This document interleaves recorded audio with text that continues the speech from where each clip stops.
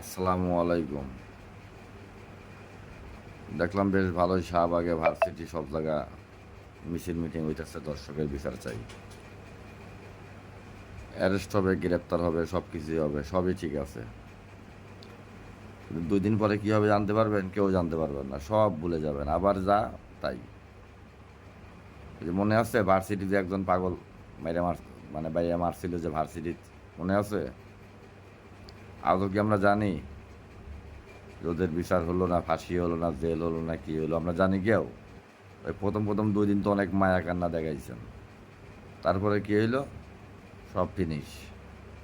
তা আজকে কইতাছে না 8 বছরের শিশু ধর্ষণ হয়েছে, 2 দিন 3 দিন 4 দিন আন্দোলন করবেন, মিছিল করবেন, মিটিং করবেন, রাস্তাঘাট বন্ধ করবেন, অবরোধ করবেন, সাধারণ মানুষের চলাফেরা কষ্ট হবে, কিন্তু 2 দিন 3 দিন পরে আবার সব শেষ। মানে যাকে বলে যে শাক দিয়ে মাছ ঢেকে, সেরকম পরিস্থিতি। তো লাভ কি?